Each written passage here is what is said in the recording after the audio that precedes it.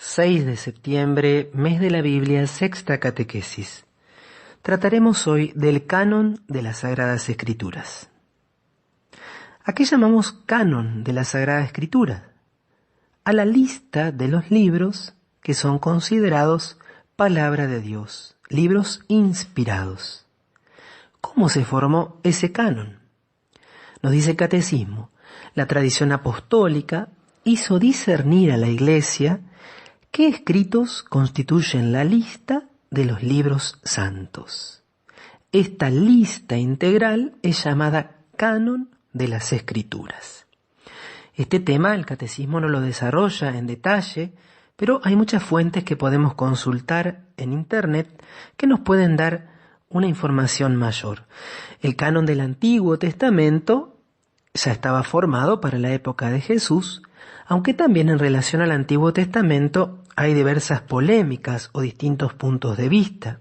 Algunos solamente consideraban palabra de Dios, como es el caso, por ejemplo, de San Jerónimo, a los libros que habían sido escritos directamente en hebreo, porque algunos libros del Antiguo Testamento fueron escritos en griego, en una etapa posterior.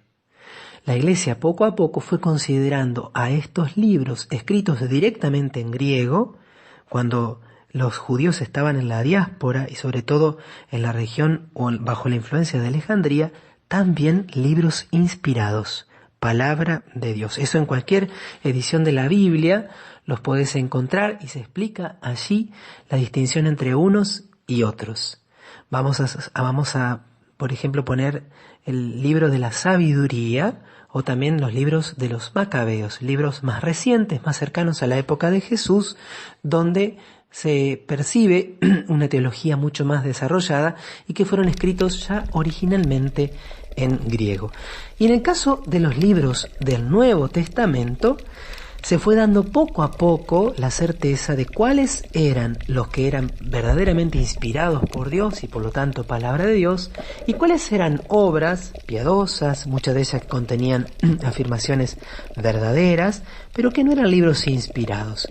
Y aquí surge todo el tema de los evangelios apócrifos, que no son evangelios que la Iglesia haya prohibido, que la Iglesia haya perseguido o escondido, eran libros que se conocían en la época de los padres apostólicos, de los padres apologistas. Sobre todo tenemos allí el testimonio de San Ireneo de León, un gran padre de la Iglesia del siglo II, que habla reiteradas veces de diversos evangelios que nosotros conocemos hoy como apócrifos. ¿Qué eran estos evangelios? Eran libros atribuidos a uno de los apóstoles en los cuales se iban deslizando enseñanzas sobre Jesús que no eran acordes a la tradición oral, a la tradición de la vida de la Iglesia, a lo que se transmitía por el culto, por la liturgia y por la vida misma y las costumbres de la Iglesia. Por lo tanto, la Iglesia misma dijo, no, estos libros no pueden ser inspirados por Dios porque son contrarios a lo que nos viene por tradición. Así se hizo el discernimiento. Podemos decir que los libros del Nuevo Testamento, para finales del siglo II, estaba casi cerrado el canon, aunque había diversas controversias de acuerdo a la zona. Ya a fines del siglo IV, en Roma y en otras iglesias, se había aceptado la casi totalidad de los libros que nosotros hoy conocemos como los libros canónicos del Nuevo Testamento. Esto da lugar a una lista donde encontramos 46 libros del Antiguo Testamento y 27 libros del Nuevo Testamento.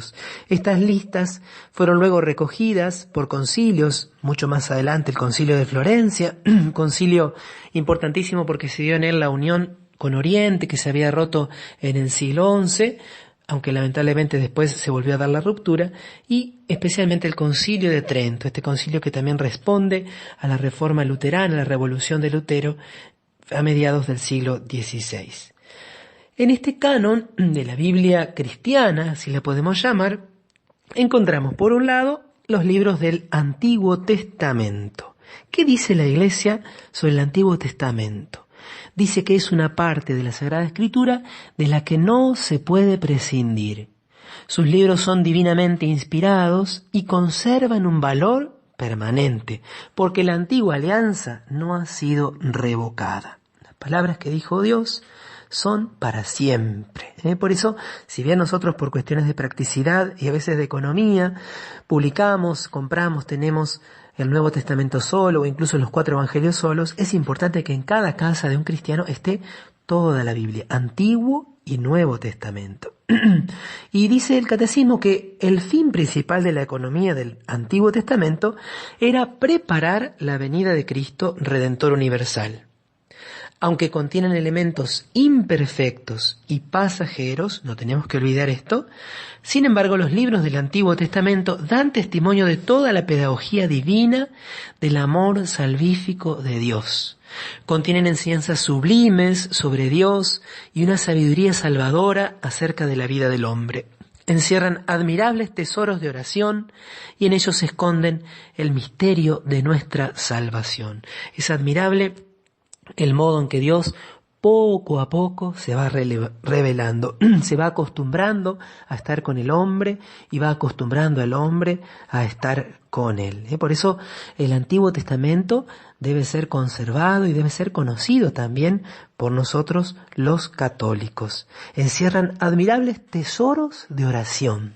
Podemos pensar en los libros de los Salmos, ¿no? Que expresan con tanta fuerza todos los sentimientos del alma humana, que pueden ser leídos por cualquier orante, pero que cuando lo leemos incluso bajo la mirada de Cristo, cuando le damos un sentido cristológico y eclesiológico, adquieren su máxima expresión y belleza.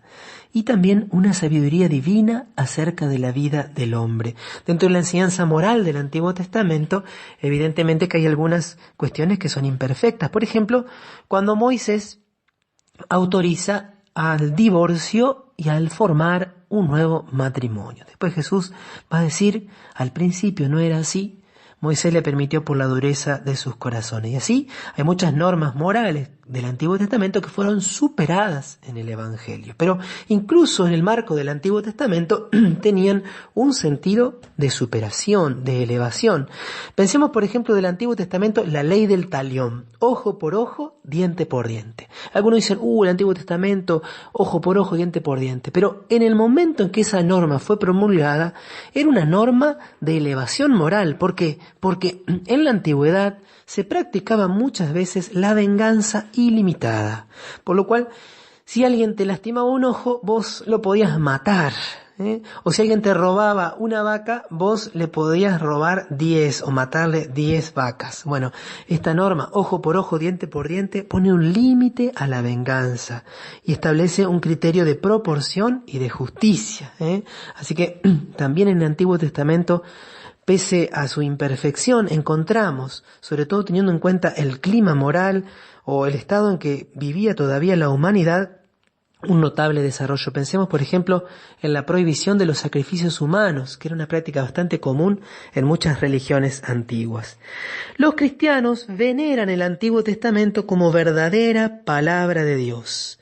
La Iglesia ha rechazado siempre vigorosamente la idea de prescindir del Antiguo Testamento so pretexto de que el Nuevo lo habría hecho caduco. Esto es una verdadera herejía que se llama marcionismo. Marción pensaba, decía, enseñaba que había como 2 dioses, un Dios malo del Antiguo Testamento y un Dios bueno, el Dios verdadero, el del Nuevo. Nosotros afirmamos la unidad del designio divino, afirmamos la unidad de los 2 testamentos. Ojalá también que esto nos sirva a todos para introducirnos un poquito más en el Antiguo Testamento. Por supuesto, leyéndolo siempre bajo la guía de la Iglesia.